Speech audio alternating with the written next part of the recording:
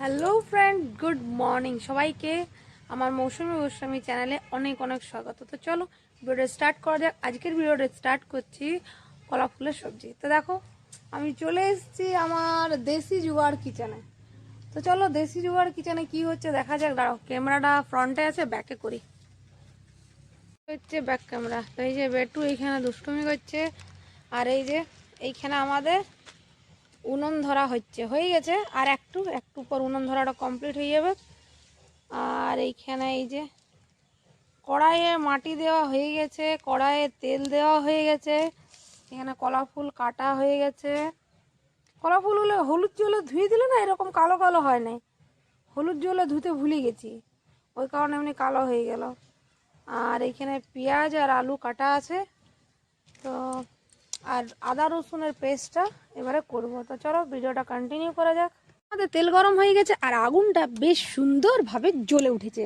তো এইবারে আমরা গরম তেলে দিয়ে দেবো এই যে 5 ফোড়ন। তো গরম তেলে দিয়ে দিলাম 5 ফোড়ন। এইবারে দিব এই যে এই আলু পেঁয়াজ কাটাগুলো।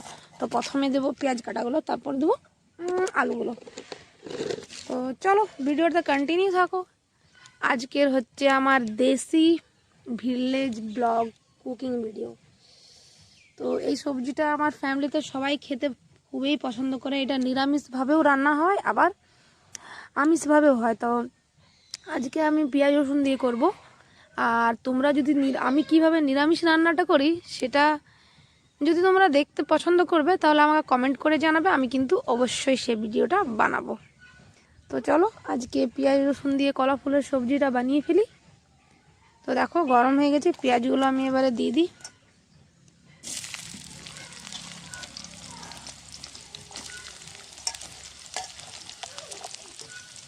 পেঁয়াজ আলুগুলো একসাথে রেখেছিলাম, তো ওই কারণে কিছুগুলো আলু উঠে পড়লো। ও কোনো ব্যাপার না, একসাথেই দিয়ে দেবো, হয়ে যাবে। আলুগুলো আমি বেশ ছোট ছোট কেটে নিয়েছি। আর হ্যাঁ, কলা ফুলটা আমি আগে একটু গরম জলে কিন্তু ধুয়ে নিয়েছি। এটা হচ্ছে পাকা কলার গাছের ফুল। আর একটা যে কাঁচা কলাটা হয়, কাঁচকলাটা, ওটা একটু কুকারে সিদ্ধ করে নিই বা কড়াইয়ের মধ্যে একটু ভাপিয়ে নিয়ে জলটা ফেলে দিই। আর যেটা পাকা কলার ফুল হয় সেটা গরম জলে শুধু ধুয়ে নিই, ব্যাস। ঠান্ডা জলে যে গরম জলে ধুয়ে নিলেই হয়ে যায়।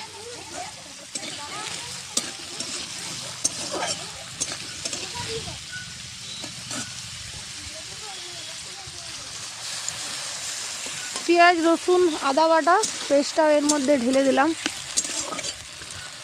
এবারে গুঁড়ো মশলাগুলো দিয়ে দেবো। নুনটা দিয়ে দিলাম পরিমাণ মতো, যে পরিমাণে সবজিটা হবে সেই পরিমাণ মতো নুনটা দিয়ে দিলাম।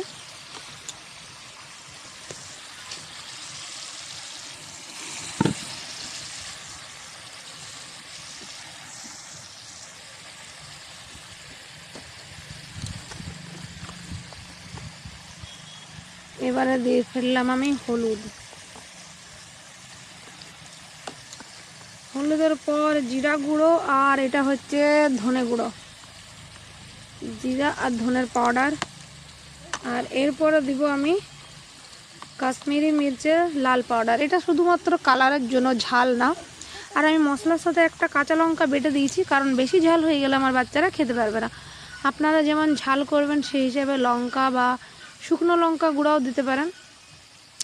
আর এর মধ্যে অনেক রকম মশলা অ্যাড করতে পারেন। অনেক কেউ ফিশ কারিরও মশলা করে, অনেক কেউ মিট মশলা, অনেক কেউ চানা মশলা, যে যেটা করে।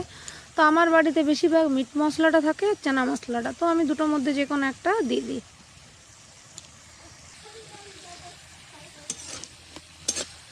তো এগুলো সব কিছু মিক্স করে ভালো করে আমরা ভেজে নেব।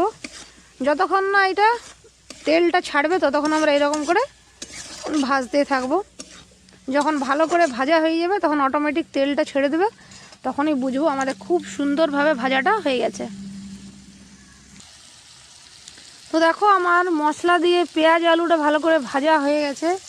কিভাবে দেখো, সাইডে দেখো, সাইডটা তেলটা ছেড়ে ছেড়ে আসছে, তার মানে খুব সুন্দরভাবে এটা ভাজা হয়ে গেছে। গন্ধটাও খুব সুন্দর বেরোচ্ছে। এরপরে যে কলা ফুলটা আমি কেটে রেখেছি, ধুয়ে রেখেছি, সেটা এর মধ্যে দিয়ে দেবো।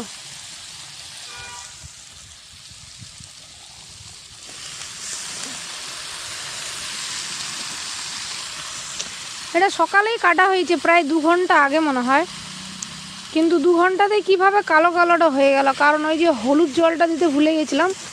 তো এটা যদি হলুদ জলে ধুয়ে রাখা হয় তাহলে খুব সুন্দর সাদা সাদা রঙটা থাকে, কারণ বটি দিয়ে কাটা হয়েছে তো ওই কারণে এরকম রঙটা হয়ে গেছে। তো কোনো ব্যাপার না, টেস্টের কোনো প্রবলেম হবে না, আর একবার রান্নাটা হয়ে গেলে দেখতেও ভালো দেখাবে, কালারটাও।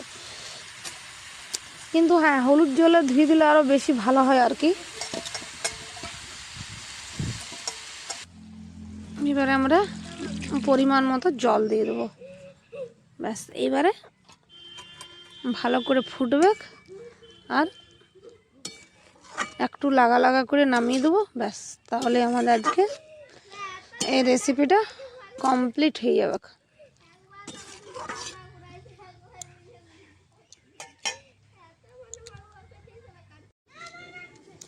আর এই দিকে হয়ে গেছে আমার ভাত রান্না হয়ে গেছে কমপ্লিট। তোমার দাদাভাই তো ডিউটি যাবে, তো ওর মতো রান্না প্রায় হয়ে গেছে। আর এখানে হয়ে গেছে পেঁয়াজ শাকের সবজি সর্ষে দিয়ে টমেটো দিয়ে, আর হয়ে গেছে মাছের ঝোল। তো মাছের ঝোলটা দারুণ হয়েছে। তো মানে যদি কলা ফুলের সবজিটা না হয় তো তোমাদের দাদাভাইয়ের অফিস যাওয়ার জন্য হয়ে গেছে। আর আশা করি যতক্ষণ রেডি হবে কলা ফুলের সবজিটাও হয়ে যাবে। তো মাছের ঝোলটাও কিন্তু দারুণ হয়েছে। তো আবার চলে এসেছি কড়াইয়ের কাজ, দেখি কি হয়েছে। দেখো একদম পুরো রান্না হয়ে গেছে কমপ্লিট, একদম পারফেক্ট হয়ে গেছে। ঠিকঠাক সময় এসে গেছি, নইলে কিন্তু মুশকিল ছিল।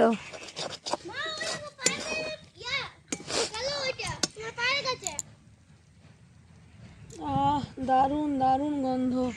আর তার সাথে এই যে একটা টমেটো পুড়িয়ে নিয়েছি, এটারও খুব দারুণ টেস্ট হবে। আর এই যে এখানে দারুণ দারুণ এত সুন্দর গন্ধ যেমন টেস্টটাও আশা করি সেরকমই হবে। তো চলো, আজকে রেসিপি কমপ্লিট, রান্নাও কমপ্লিট।